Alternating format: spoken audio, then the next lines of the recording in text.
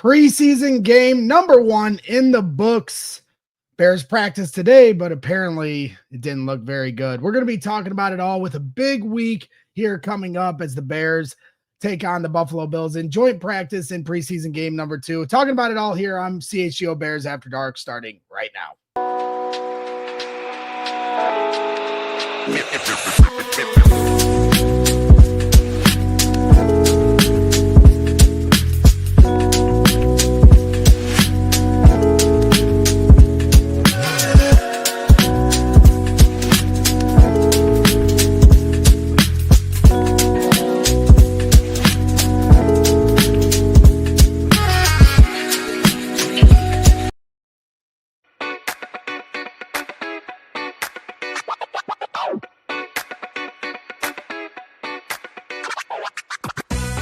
Welcome back to CHGO Bears After Dark, presented by Circus Sports and Empire. Today, we appreciate Circus Sports and Empire always for their support to the program. I am your host, Greg Braggs Jr., and alongside me, as always, is our guy, Shayne, the money man, Marsaw. How we doing today, Shayne? Doing. Football's back, man. Got actual footage to review and talk about, so I'm excited. Yeah, it makes these shows get a little easier now as we're starting to get into the thick of the season. No more off-season shows, no more, hypothetical conversations, and no more, you kind of push to the side a little bit of the training camp, fodder that can be, subjectively moved either way, no matter, depending on how your point of view is. Now you get it on, as you guys always say, the tape. Right. The tape never lies. And that's what happens when you get out on that field for the whole country and the whole nation to see, the whole world to see for that matter. And, the Bears obviously had an interesting showing with no starters really playing for the most part. We're going to get into the left tackle competition here in a little bit. They end up with a tie with the Dolphins, 24-24. But Shayne, I'll kind of leave it for you. What were some of the big standouts to you in yesterday's game? Well, you have to push the excitement away because it's, you wait so long and you know how we were, Greg. You and I were on the same wavelength with, especially playing Caleb Williams, and that doesn't happen. And you're out there and you always want to see more, but then the overall takeaway is this is preseason. They're never gonna.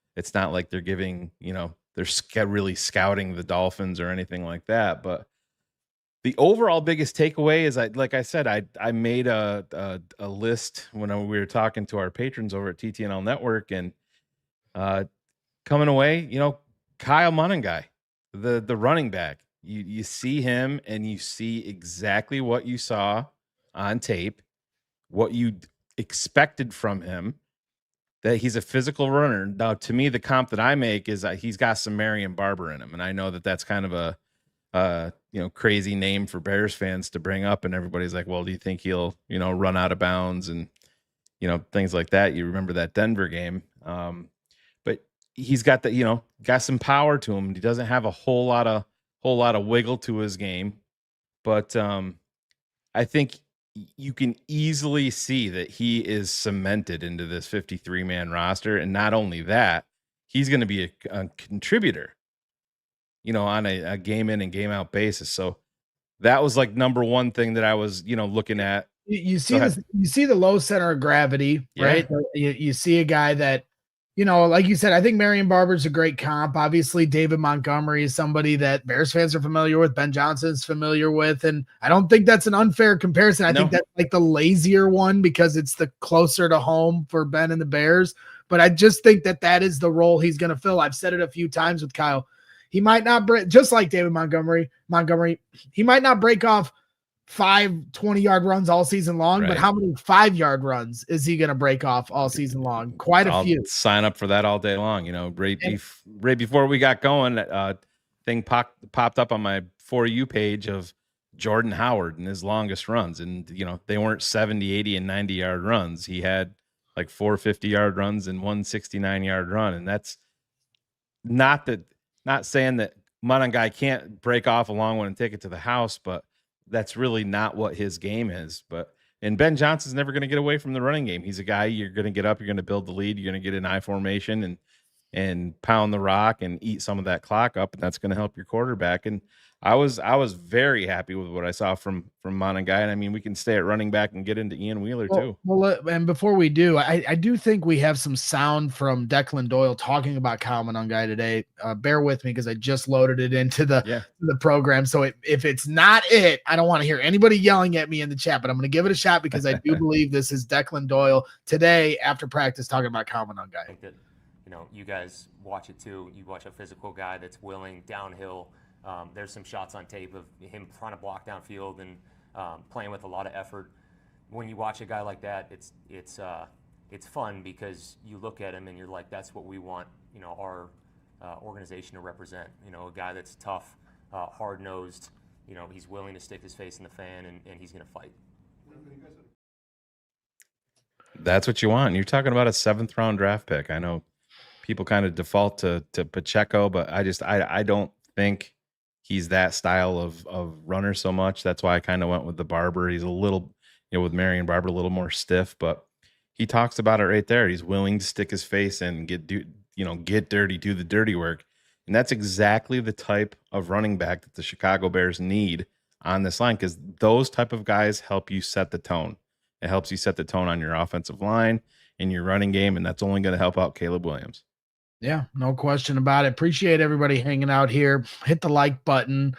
For Shayne, Phil Ottochian should be joining us here in just a little bit. I know he was efforting through some traffic.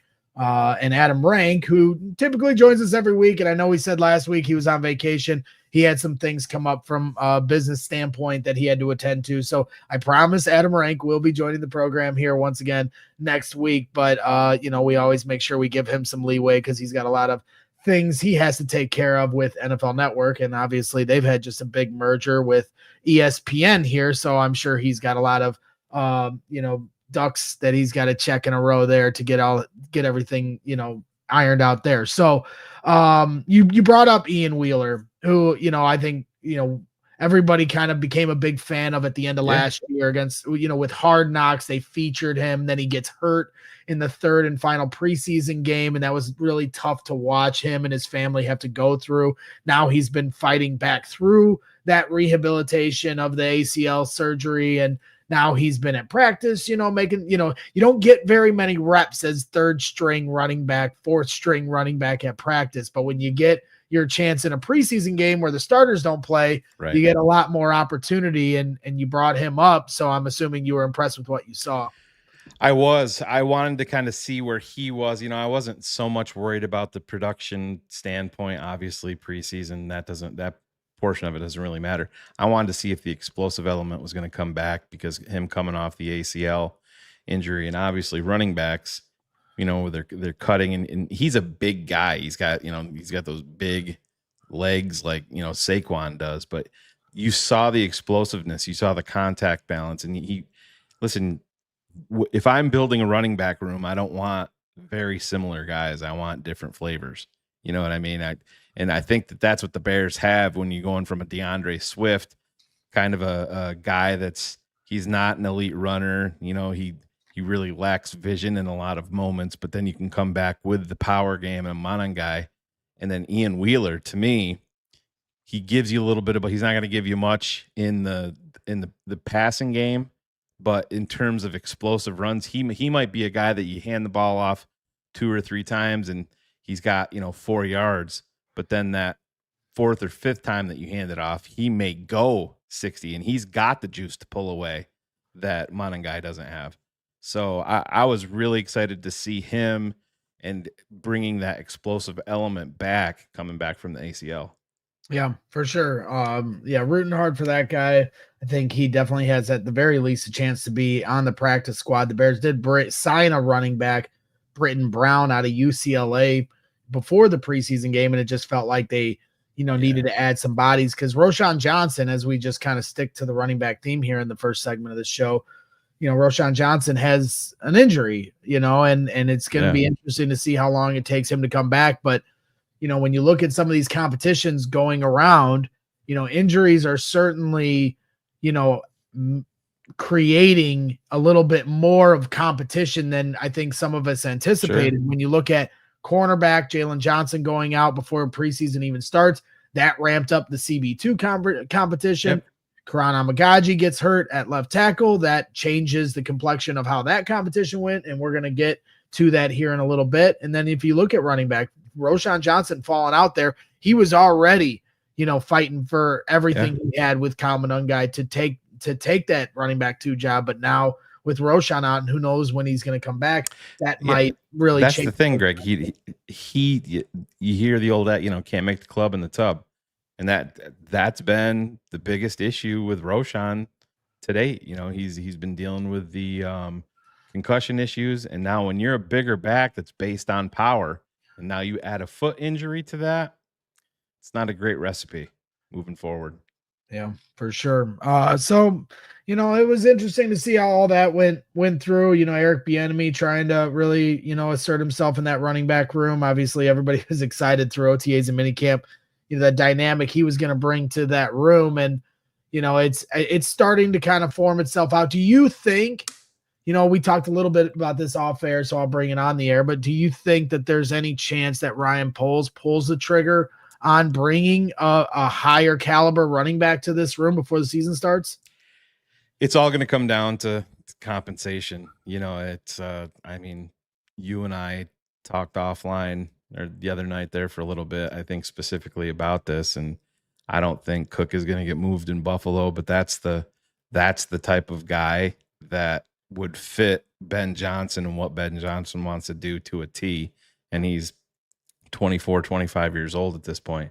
Biggest thing is you got to pay him. And what is Buffalo going to want to, you're talking about a team that's on the precipice of trying to push through to a Super Bowl. Are they going to be in the business of getting rid of one of their most explosive weapons? But beyond a name like that, I just don't see them making a trade. I mean, if they can digest and get it, if you're talking like a 3rd round draft pick, that would be something that I wouldn't be against. If you're talking about Cook, yes, you still have to pay him, but beyond that, I think there's going to be some cut downs, and there's always running backs out there. We just had Jamal Williams. Everybody saw that connection and said he was going to be the guy that was going to be added to the roster. He didn't get it here. He just worked out for Miami. Miami didn't sign him either. Miami went in a different direction, actually signed 2 backs. So that's not a good sign for Jamal Williams at 30 years old. But beyond that, I just don't think that I don't see a move for the Bears, trade wise, other than if things really fell apart for James Cook in Buffalo. Well, we're going to get a close look to Buffalo here coming up in just a few days. Friday, there will be a joint practice, at Hallis Hall, the second joint practice. Obviously, the Bears, had the Dolphins in town last Friday. So 2 weeks in a row of some two different teams giving you 2 different looks, and then you play the Bills in the preseason here coming up on Sunday night. Little nighttime affair at Soldier Field. So that'll be interesting to see how all that plays out. Yep. So that's what we're going to get into here next. The left tackle competition will be addressed here today. We're going to wait for our guy, Phil Ottochian, who we affectionately call Draft Dr. Phil, to join the program here. He'll be jumping on here in just a few minutes. But when we come back, we'll talk about the fact that the Bills are coming into town on Friday and how Ben Johnson should approach this week based off of everything he learned in the last week. And that is also, with the consideration of today, where they practiced just a few hours ago. And if you watched our CHGO Bears post-practice recap show that just aired just a few minutes ago, didn't sound like it went very well. So we're going to talk about, if Ben Johnson will have a change of attack this week as the Bills come to town and what they should do. So make sure you're hitting the like button while you're hanging out here. We appreciate everyone, hanging out here on CHGO Bears. It's the 3rd show of the day. We had Hogan Johns earlier today, CHGO Bears post-practice recap, and now you get CHGO Bears After Dark. This is what we do for all you fine people, give you all sorts of content, different perspective, because we love you. So hit that like button, and we'll be back in just 2 minutes. Whatever the sport, the app to bet is Circa Sports Illinois. Circa Sports, it's sports betting the way it should be. Circa Sports Illinois has high betting limits, low holds, and exceptional customer service. They take care of you fine people all day, every day. Bet on all your favorite teams in every game this season. I'm talking spreads, props, futures, or in-game. Circa Sports has it. Fund and bet like a pro from anywhere, anytime in Illinois. Obviously, baseball season is starting to finish up here, but football season is starting back up. And, of course, the Chicago Bears had their first preseason game. So you get some preseason lines that have been thrown into the Circa Sports app. And then, of course, some Circa Sports football props being added to the app daily. So download your new bookie today at circasports.com. Must be 21 or older. Gambling problem? Call 1-800-GAMBLER. Circa Sports Illinois. Betting the way it should be. And then, of course, got to give a shout out to our good friends over at Empire Today. Just like your favorite team needs a home field advantage, your home needs a home floor advantage. And Empire Today can help you get that. Empire Today has flooring experts, dedicated flooring professionals who focus on flooring every single day. We've all been to those big box stores, wandering endlessly around the flooring department, but the person helping you with flooring may have been doing sinks the day before and could be in the the Cubs bullpen tomorrow. So can't trust those people. I'm telling you right now, you can't trust them. But with Empire Today, you get clear, upfront, and all-inclusive prices, so you can definitely trust Empire Today. Schedule a free in-home estimate today because some things are just better at home. CHGO listeners can receive a $350 discount when using the promo code CHGO. Yes, you heard that right, a $350 discount with code CHGO. Restrictions apply. Visit empiretoday.com/CHGO for full details. That's right. Appreciate those guys and appreciate you. Hit the like button. While you're hanging out, my voice is still clearly recovering from the gauntlet that is training camp and preseason coverage. It's a nonstop affair, but we are not complaining because we are living the dream, talking Chicago Bears football. And joining the show here, as he always does here on Monday nights, is Phil Ottochian. You looking good, man. You looking like you just got out of the sun. Yeah, we're at practice, a little late practice tonight.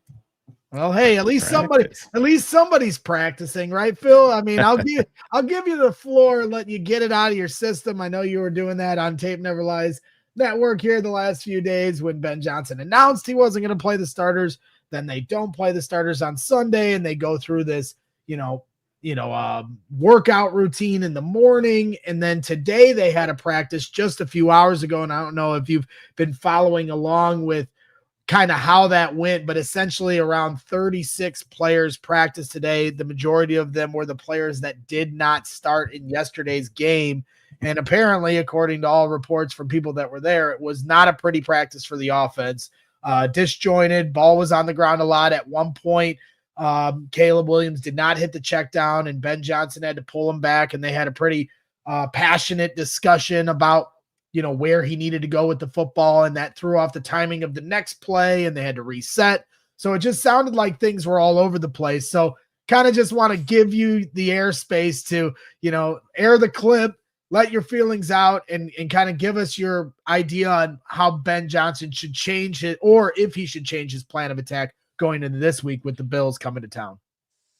Well, I haven't followed it. Obviously, I've been on the practice field, but it's more ammunition to what we were saying is totally the right way to handle it, which he did not do, and that's play your starters a series or two so they get that foundation element of preparing and playing functional football with live bullets that you can't simulate no matter what anyone tries to tell you. In all my life, in joint practices, you can get and reach maybe 85%, 80% of what it is an actual scrimmage gives you with an audience and a television, especially. You want to show out in front of your peers as well as your coaches and the franchise that might cut you, trade you, or bench you. So that motivation can't be simulated. And I think the coach did a disservice, and it's the first one that I've seen, and it goes to show you the sloppiness coming off of resting, gabbing, talking, cheering, ranting, whatever's going on. It wasn't learning from your mistakes in a game. It wasn't recognizing what went wrong on tape and fixing it for the quarterback and the running back and the starters. It's just a vacation luxury land of just standing out there. And if it continues, you're going to see the same kind of thing. The history has told us this, no matter who's coaching, no matter what's going on or what players you have. If you're not playing under live bullets and the duress of preparing and playing in these games, then you're just not going to see that function at a high level consistently. And that's really, obviously I wasn't watching it, Greg. The information just backs up my stance even more for all the troll boys and blog boys that don't understand. You play the game of football fast and hard to the whistle each and every time in these scrimmages to set the tone of what you want, and your expectation goes along with what the culture it is that you're building. Can't stand in front of everyone and say reps matter. Every rep matters. And then leave your starters on the side. Everybody begins to wonder, does it matter for them? That's what you don't need. And sloppiness becomes a result of that. Yeah, I mean, he said, Tyson Bagent said that the message from Ben Johnson before the game was, hey, the game doesn't count, but it matters. Yeah. Well, then it should matter to everybody on that team. I completely agree with you. Shayne, before you jump into this part of the conversation, I'm going to play another clip where Declan Doyle talks about where Caleb is at right now, what they're trying to work through from a processing standpoint. Yeah, I think that so the joint practice, I think he did a good job of being competitive. He's continuing to evolve as a processor and things like that, dealing with a pretty large variety of defense. They're kind of stemmed from that Baltimore tree, and that's one that provides a lot of different looks, different than what he gets from our defense all the time. And so I thought that was really good to see him go out and process that. Pre-game, we went out with the guys that didn't play in the game and went through kind of an extensive workout. And I thought that was really good, just because a lot of times those guys go to the game and they're kind of just hanging out, but they were able to get a lot of quality work in, a lot of quality reps, just working through that mental side of the game, as well as the physical part with some of the route detail and things that we're coaching up. But I've seen him just continue to progress. Then from there, what are some things you're looking for improvement on this week that you think over the course of these practices? So there it is. I mean, they're really talking up this workout before the game and how valuable that was for them. But yeah, I feel like, get that, just do it in the game. Quality reps against air. You know what I mean? That's the problem. If you're teaching your kid how to drive a car, you can have them read a book. You can tell them about it. You're not going to go out and sit in your front lawn and pretend like you're in a car and say, all right, this is going to be the best thing for you. Right. No, you got to get him out. You got to get him some hours on the road. It just makes no sense. Ben Johnson's exact phrasing that he used was, you can never have enough reps. You can never have enough reps. Well, then live it. Preach it. Phil is spot on. Spot on. If he's having problems with the verbiage in the offense and processing, give him the extra work. You were sloppy today, so guess what? Your process that you chose yesterday in the preseason to sit those guys didn't work. They weren't prepared today by not playing. So it's flawed. And listen, I know this isn't part of the discussion, but I want to find out, and I don't know, maybe Greg, you saw it or somebody brought it up. Did anybody see Caleb Williams with a headset on yesterday on the sidelines? I didn't. Because it didn't matter. Yeah, why? Why not? That's another drop of the ball by Ben Johnson and this coaching staff. If he did not, like I said, I wasn't there live, but whenever I saw Caleb on TV, he had his sunglasses.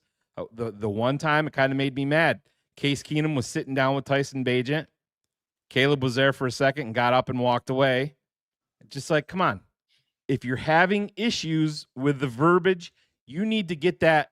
It's just like muscle memory. The more you hear it, we do have some people in the chat saying he had an earpiece in, so I don't know. I haven't. Well, I hope so. Yeah. Well, yeah, maybe that'll be a good thing. Yeah. So you can cross that one off. But the point of the whole thing is, and I think a lot of fans get really upset and they paint with a large brush. But when you're coaching the game, the mistakes are going to happen. And the best time is in game to then teach it on tape thereafter. And you just miss that great opportunity because let's just be honest. This isn't an offense that Caleb's been in. So, and you've never been a head coach before. So to bubble wrap your starters and go out there, especially offensively, and go through the motions here and then come out sloppy the next day and sell mental reps on air. You could, guess what? You could do mental reps on air every freaking day. Every day. You could do that. No matter what, you could do it. We look great with those mental reps on air. Did you down block, cover block, and did they trap on that power play? Yeah, they did it great against air. None of that happens in a game, Greg. If you go back and listen to, I know we give Carm crap for his love affair for Tyson Bagent, but his interview that he did with him in West Virginia, he brought up Darnell Mooney being one of his favorite teammates. And one of the reasons he pointed to was after a game, they went back to Hallis Hall after a primetime game and threw more air yards to each other, and so that goes to show that's after an actual game, right? Where you're taking your lumps, guys are going to the ice tub and things, and they're saying, no, we'll go out there and throw another 100, 200 more balls and get some air yards in. So if you're able to do it after a game, then don't hype it up in between, shimmy in between practices, and the reason why you shouldn't play a preseason game. And let's not act like if they had played yesterday that they were playing in an actual game like Tyson Bagent was referring to as Darnell Mooney, a 4-quarter, NFL football game, because they weren't. Phil and I are in agreement here. 2 series, get them out there, get the blood flowing, get ramped up, and guess what? You get out there, you run a couple of series in the game yesterday in those moments. Those 70 plays against air could have been your practice today for those guys if it was so important. Yep. And so, all right, well, let's move the conversation forward. I think all three of us, me and Hogue went at it for a couple days over it. And, I think it's good conversation, good discussion to, see both sides of the coin here. Cause obviously the coaching staff is still trying to work through how they want to, approach things. So let's move it forward to this week. The Bills come to town on Friday. The Bears open practices Wednesday. There's an off day tomorrow, Wednesday, Thursday at Hallis Hall. Open practices, then Friday, Bills come to down for a joint practice, then Sunday night for the preseason game. So, Phil, if you were in that room, what are you recommending to Ben Johnson and the coaching staff of a different approach of how they should try to handle the starters this week? It's very simple. You say to your team, I don't care what Buffalo does. They've been to the AFC Championship 3 times or whatever. We have to go out there as a team and work on our craft and find our cohesive identity. Who are we? What is the fundamental of this football team's whole anatomy? And that's where these preseason scrimmages are found. Those heartbeats of the team, the fabric players, as well as the superstars, are found in these moments that you're not even putting your first team in the way of learning. And I saw the comment about mental reps. Mental reps with the stress of an audience can't be simulated in the joint practice. Just can't. Television's there, the commentators are there, the energy of the game and the performance has to be there. And that's where a lot of fans don't get that when you put your team first, Ben, and you're putting in a whole new offense, and you also have this whatever cloud of misinformation that comes with Caleb Williams from a fan base, as well as a national media narrative, and you go out there and you dumb it down or whatever you got to do, the fundamentals of what you want in your offense, and you go execute it. That's what you do. Don't care if they play no starters, they play their starters. We are playing our starters. We are going to go out and execute, and we are going to go out there to play this game to win each and every down, not the score, every down. We're going to win, and then it'll go from there. That's what these scrimmages are for. And if you only get 3 of them, you missed on the first one. If they come out here and avoid and they start bubble wrapping again and use joint practice as the excuse, I think we're dealing with another nervous Nelly, and it creates anxiety for me because the positives that I've seen in Ben Johnson, this goes against the anatomy of what your culture you've been preaching is about. So go out there and play. That's it. Well, we don't want to make Phil nervous because he is kind of the Grim Reaper when it comes to these coaches. Because I can remember in 2018 when Matt Nagy came here and won Coach of the Year and looked like a genius every week. I mean, he had Mitch Trubisky throw 6 touchdowns in a game, and I was at that game in the stands, and you would have thought the Messiah had shown up at Soldier Field. Did 6 touchdown passes by a quarterback we'd never seen anything. And at that time, I'd call Phil, and he'd be like, "This guy's too gimmicky." And I was like, "Shut up, Phil. Like, will you just enjoy this for 5 seconds?" But he sniffed it out long before it became popular. So, I don't think any of us are ringing major alarms on Ben Johnson, but at the same time, this is the honeymoon phase, and I do think there is a bit of trust in Ben that should be allowed to him. He's been here for 6-7 months, and he's done a lot of really great things from a culture standpoint that you're seeing. I was the first to point out a week and a half ago. I'm like, man, these practices feel like Bourbonnais. This is like, and that was before they kicked the crap out of each other last Tuesday. And then that practice happened, that knockdown drag out fight before they even had the Dolphins come to town. So from a physicality standpoint, from an attention to detail standpoint, Ben has been on point to holding Caleb accountable to what he needs to get better at. DJ Moore talked about it today. He said he likes, how he approaches, being a head coach, and this team needed this kind of head coach in here. So I think all 3 of us, and I don't want to speak for you guys, but I'll, at least try to say, like, us saying we don't agree with the process of last week isn't any of us saying that you should not believe in Ben Johnson. But he's still got, just like everybody on this team, they all got to earn it. And we got to get to the regular season and see what's what. We got to let the next couple years play out to see what's what.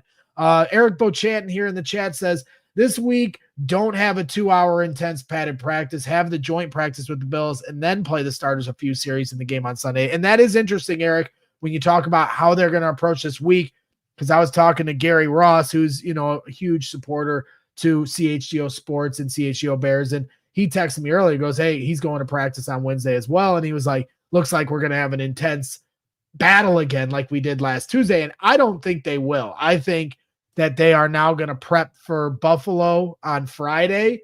I don't think it's going to be another knockdown, drag-out padded practice, but they do have 4 more padded practices that they're allowed by the Players Association that they're allowed to do here for the rest of training camp. So they do still have 4 in their pocket, and I'm assuming joint practice would be one of those as well. So it'll be interesting to see how Ben Johnson approaches all of this.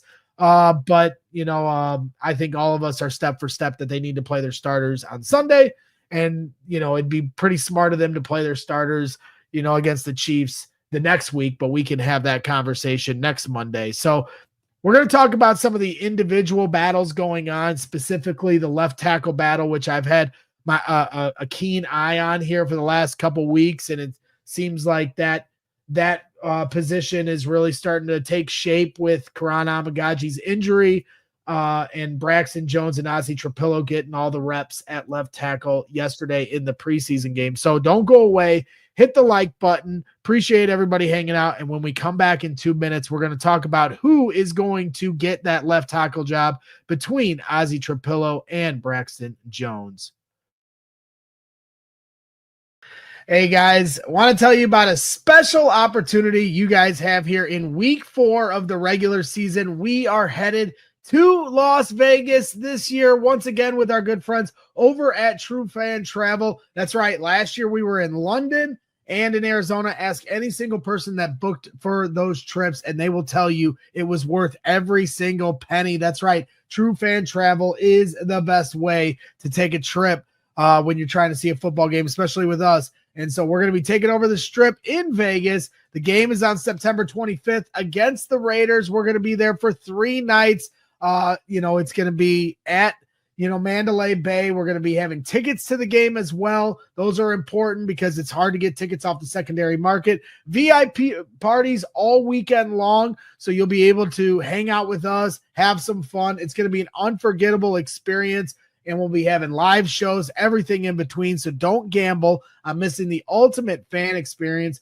Book your spot now at truefantravel.com and search CHGO Bears when you do. I promise you will not regret it. It's going to be so much fun, and I hope you can join us for that awesome week. And let's hope for the Bears are going for 3 or 4 wins when they do that. And also, while I got you here, now is as good a time as ever to become a diehard here at CHGO Sports. Go to allchgosports.com/diehard to sign up. You get exclusive written content every single day. Adam Johns obviously just jumped on board with us for this season. He's been doing an unbelievable job, just doing some amazing, incredible written work that comes right to your doorstep. You get that exclusively handed to you. Free shirts, free merchandise as soon as you sign up, a free shirt right out the gate, discounts on all those shirts and events going forward, including our tailgates, which will be every single Sunday, including starting week 1. So make sure you sign up to become a diehard at allchgosports.com/diehard.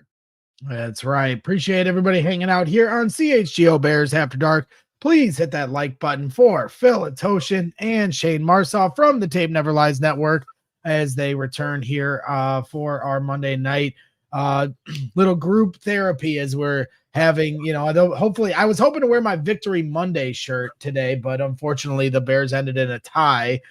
So we just kind of they didn't lose, but they didn't win. So Adam Rank will be back next week. He talked to us earlier and said he unfortunately could not make it here tonight, but we wish him well. And we are excited to have him return to the program next week and hear all his positive energy that he always brings to Bears Nation. So let's get right into it. I want to know where you guys come from this. Braxton Jones gets the majority of the first reps, in the first half under Tyson Bagent, with Tyson Bagent under center, I should say. But then Ozzy Trapilo rotates in at left tackle and gets more reps overall on the day than Braxton Jones. So I don't know how much of a chance you guys have had to go back and look at it. I mean, obviously we all watched the game yesterday with our own eyes. But Shayne, I'll start with you. Where are you at with this? Because I was kind of like, it was Ozzy's job to lose first week and a half.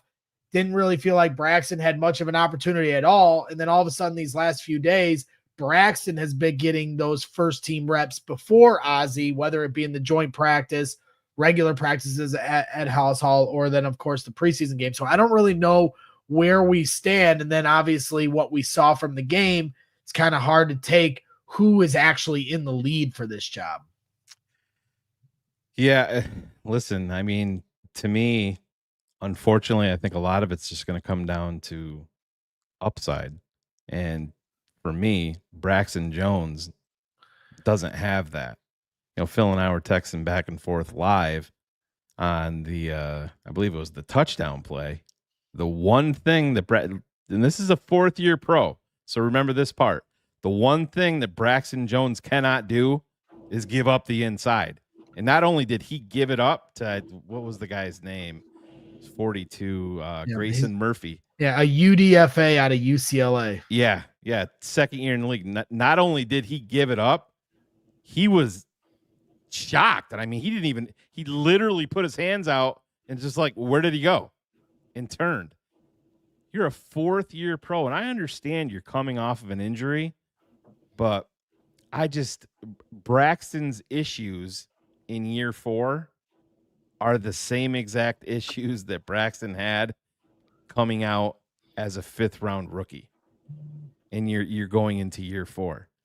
Now, we can get into the warts of Ozzy Trapilo because Phil and I both agree we see right tackle, not left tackle so much.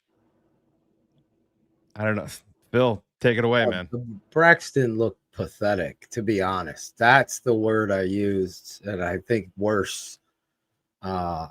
Just first watch through. I have the tape tonight to get to and cut up so we can actually take a tape coach's angle view of what Braxton was doing. Shayne's 100% right. I jumped out of my seat. Even 2 plays, the 3 plays on that drive, he was pathetic. And then he just caps it off with the mortal sin of a left tackle on action. You cannot give up the inside there. And he just completely falls victim to out balance and allowing someone to get inside of you. He doesn't have good feet right now. And to Shayne's point, he's coming off an injury. That's not a built-in excuse. If don't play, then don't be out there. If that's going to be your excuse, if fans are going to give it that, then you're reaching for nowhere but mediocrity to below. You got to have an expectation, and one should understand on action game, you're going to have to be more stout and be able to anchor. He still has those same problems. Watching Trapilo, I was literally just watching him. His feet aren't where they need to be, but he does have he's lifted. I could see he's gotten stronger in his upper body, and that show where he's able to control. Again, he's going up against 2nd or 3rd string, and you're going to hear the McDonald's worker comment, joke. But are you fundamentally aware? Are you in the right place? Those are the things I wanted to see from Trapilo. For the most part, on first watch, he did a good job of being able to lock out, anchor, control. I saw him reach block and get that outside. So what's his name? Ian Wheeler can get to the outside.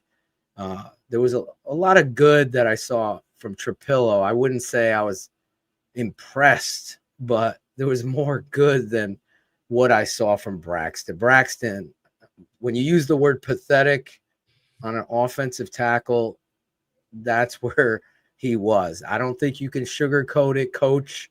Tomorrow, I was a little disappointed even in Coach on when they talked about that play. I was hoping he'd mention, well, Braxton's got to do a better. Then I know. Don't call them out, hold them accountable, and Braxton should know that he's got to do a better job. Not only that last, but especially that last play, Greg, the touchdown play, where Bajan did a great job giving his receiver a chance at that and making that throw. So he stood in there and made the throw, even though there was a defender at his feet. Here's Declan Doyle here after practice today talking about the left tackle battle. There's a lot of football left to be had. Ben said it today in a team meeting. We're really halfway through camp at this point. And so that's starting to become clear, but we are still very much in a battle. I'm really excited to see Buffalo come in here and our guys get work against their edge players. Last week with Miami, they got some guys that are really impressive. And so all of that tape is really valuable. How did you evaluate how Braxton and Ozzy did? I would say that both of them, there's a lot of room for improvement in both cases. I think that Dan addressed that with them in their meeting. Really, it's about who's willing to make improvement on that performance and keep accelerating to see who's going to be the guy there week 1. So I want to add this too, because this gives you guys a little shout out as well, because Declan Doyle also added on about the left tackle competition. He said, the tape doesn't lie. It will become clearer and clearer as time goes on that one of those guys is going to separate themselves in the eyes of our decision makers, of Ben Johnson, of our front office, of the O-line coaches, of myself. But it's an incomplete evaluation thus far. We still have a lot of football left to play. Let me translate that for you. They both stink. That's what that is. And it's the truth.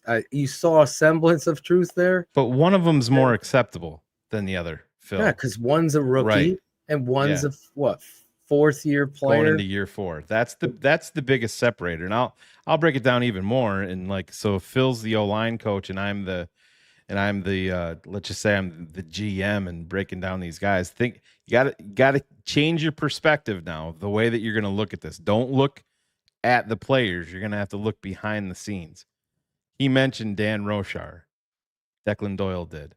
All right, so we know Ryan Poles and we know Ben Johnson. They all have a connection to Ozzy Trapilo, who they just drafted in round 2. A guy that they had earmarked. They all have a connection to him. They don't have a connection to Braxton Jones. And I think another part of this that's very important moving forward, and you probably don't have it, Greg, but if you have a chance, go look up the Case Keenum audio talking about Ozzy Trapilo, where he was very confident. And, he wasn't praising him, saying that he just went out there and dominated. He said he gives you a sense of patience because comfort, because you just know what he puts into it. That stuff matter. You're talking about a guy, 17 years in the league, saying that about a rookie. He's not going to blow smoke and praise a rookie if there's not something warranted there. And don't forget, Braxton Jones is heading into a contract year. They're not going to extend this guy. Don't say never. They've extended some guys. Yeah, I was trying to find the quote on Twitter and I couldn't quite find it, but you're right. I mean, and I always joke about PFF and I know how much Phil loves PFF, but the one thing that's great about PFF is it's agenda driven in the fact that if the PFF stats don't work towards my agenda, then I don't use the PFF stats. But if they do work towards my agenda, then that's when I reference them. And so according to PFF, he had less pressures given up than Braxton Jones, and he had more snaps played than Braxton Jones. So, I don't think either one had a standout day, but obviously Braxton's, mistakes were more glaring. And so while before the game, the preseason game, I kind of felt like, ooh, Braxton's starting to make his final push to take that job. Then I thought the showing that he had, and I know they're trying to talk it up oh, he needed the work. And, Johns has pointed this out and Hogue and Declan Doyle talking about it he needs to get this work. And Braxton even said, after the game, I'm still trying to feel comfortable with my ankle. Okay. I can empathize for that, but they got to make a decision and they can't wait the season's going to be here before you know it. So would you rather have the inexperienced guy that's got more upside or the guy that has no upside that's injured and still not back yet? Right.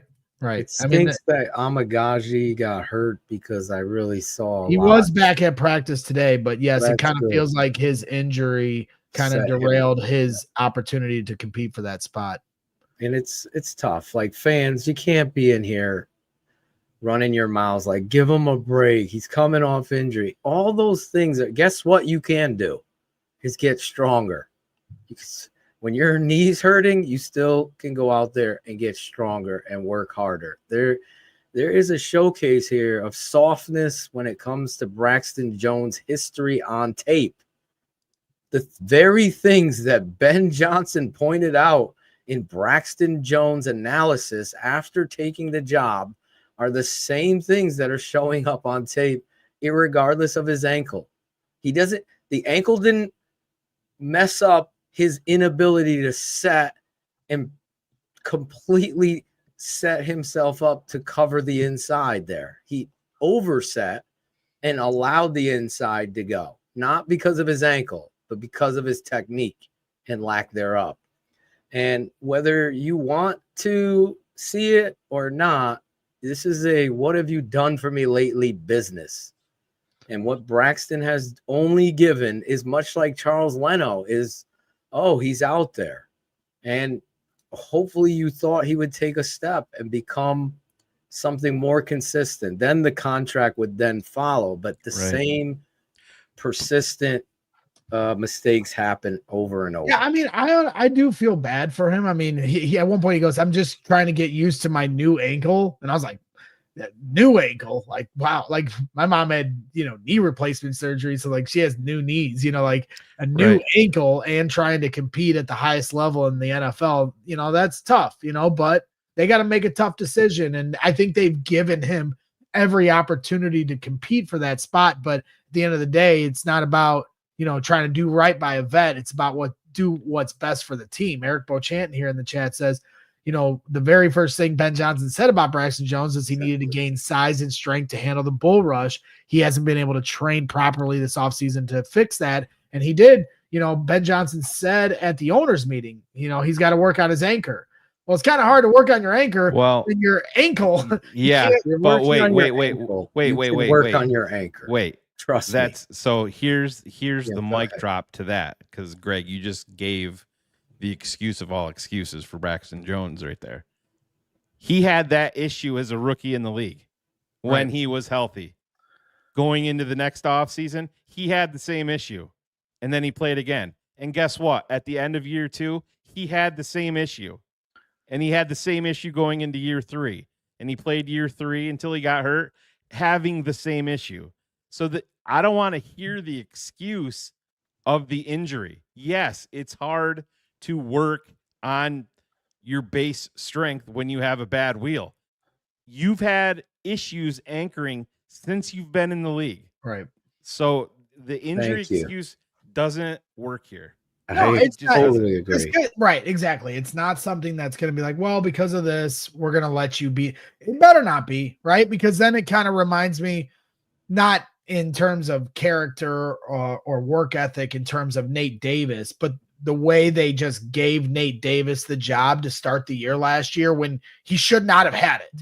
Now, his reasoning shouldn't have been on the team. Right. His reasoning versus Braxton's two totally different things. So I'm not trying to, it's not an exact comparison, but just my point of just giving it to the vet to give it to the vet to start the year. Agree. Politics. That's that they should not go that way with it. Braxton has a place on this team, and if he can continue to rehab, having that guy that's had the kind of experience he's had, I think 36 starts in the league as one of your backup tackles is a good place to be. I mean, Greg, the doctors don't put him out there if he can't do what the coaches are asking him to do. When a player starts mentioning, I'm getting used to my new ankle, because of the same demand that is expected of you, then you should come back stronger. That's what really all pro players do. We've seen many left tackle tear their ACL, work their butts off, come back stronger. We're talking about an ankle here. Right. And I think it's important here too. And there's a former Chicago Bear offensive lineman that works out with guys in the city, and he's went on the radio and used the names. In this. Yeah. Inside joke. Greg hasn't figured it out yet, but we'll talk later. I was reading the chat, and we will figure it out. Pass out from the NyQuil. Future Hall of Fame center. Oh yeah, Olin, of course, Olin.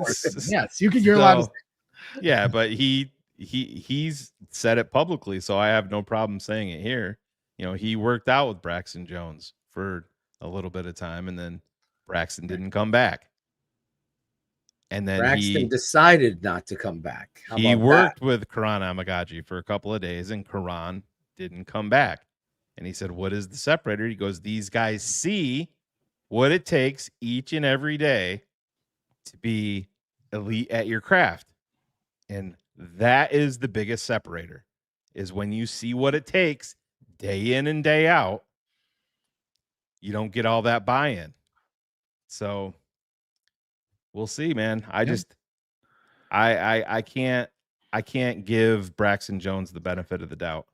While we're on the tackle subject, as this has been an offensive centric show, which is no surprising because every year in the preseason, all we ever do is try to figure out how the offense can finally be good in this city for once. And Steven Smith here asks, what about the swing tackle? And so I don't know, what did you guys think of Theo Benedict? You know, the Canadian Eagle. You know, he got first team left tackle reps at joint practice, and then he got left tackle reps again here on Sunday. So it's almost like I think he's fighting for any kind of, you know, starter opportunity to be the left tackle, but maybe he's somebody that's pushing to be a swing tackle on this team. I mean, I honestly just watched it. I was really focused on Trapilo. I can do a deep dive, and I will, into the tackle play and the kid Newman, the guard. I wanted to see how he did. Those things I can dive into. Anyone who's telling you, I just, you know, Braxton and Ozzy, especially when the first team offense, you know, wasn't playing, those were where my eyes were, because I really wanted to see the left tackle position. Obviously very important here going into this season. And I would be lying if I watched that much of Theo Benedict. Well, you mentioned Luke Newman, and from the 33rd team, they brought this stat out. It said rookie offensive lineman with 20 plus pass protection snaps and 0 pressures allowed in week 1 of the preseason. 38 from Monheim, Jonah Monheim from Jacksonville, 38 pass snaps, 0 pressures allowed. Number 2 on that list, tied with Buffalo. I really liked him. Tied number 2, Luke Newman, 32 snaps, 0 pressures allowed for Luke. And he played from the very first whistle. He was on the first series all the way to the end of the game. They moved him around the line because he was struggling at left guard to start. I felt like, at least, but according to the 33rd team, I liked 0 pressures. And he got his college tape. He ended up going out with a concussion, I believe. Yeah, he ended up getting a concussion, which stinks, because he was the guy that I was planning to talk a lot about tonight.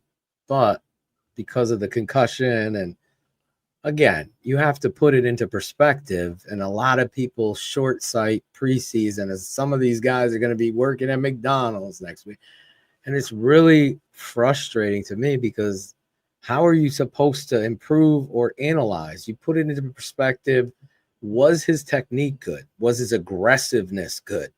Was he getting to the appropriate place? Was his assignment and his alignment correct? Was his technique? Those types of things have to go into the thing. And obviously, looking at Newman and the tackle, the rookies, I thought Newman played a heck of a game.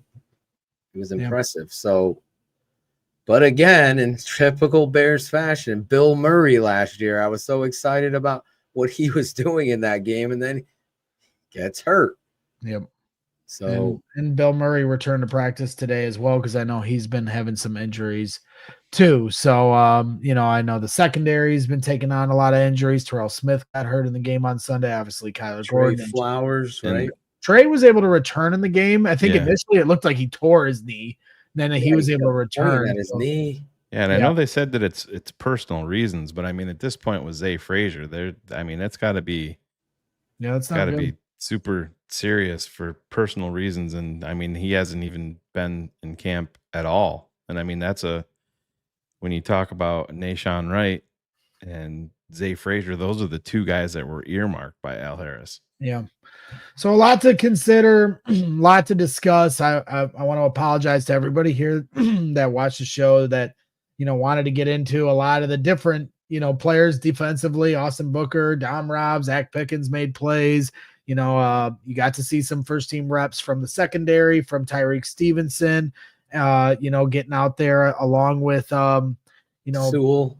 Sewell had a great game. You had some different guys out there. Did you see his comment? Did you see Noah Sewell's comment about his brother? No. So they talked to him. It's great too, because it just kind of tells you. They asked him, you know, if he talked to his brother much about Ben Johnson and what to expect, and he said no, we didn't really talk too much at all, because when he found out that he was coming to Chicago, he was very salty. So he goes, we literally not talked about it. So I'm sure Don Burr in the chat will love that. So it's what's his name? Amon-Ra St. Brown. Yeah. Yep. So that goes to show you. So we're gonna wrap things up for the show here today. I'm trying to save my voice. It's been taking a beating here the last few shows. So real quick, I want to give a shout out to Kerry Huss and as we get to overtime.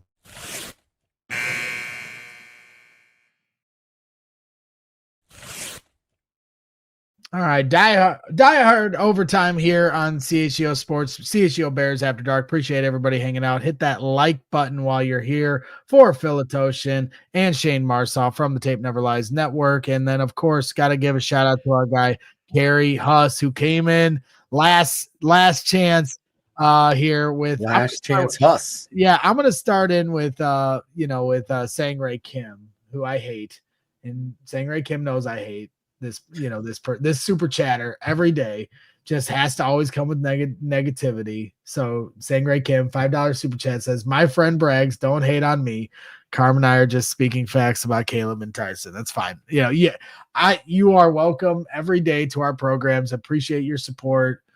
Your super chats drive me crazy, but no, I love everyone that tunes into our shows and supports the program and appreciate the super chat. It's all in good fun, Sangray Kim. I can't wait for Caleb to prove you wrong one of these days, but he's got to do it. He's got to do it. So you're going to continue to have your fun in the super chat. Got to play him to do it, right? Yeah, you got to play him to do it. And then Kerry House finishes it up with a $50 super chat saying, brag. Can't believe I never noticed. Lean to the right or left and let me see that shiny Bears helmet. That's right. Kerry Huss got me this here last year. Romeo.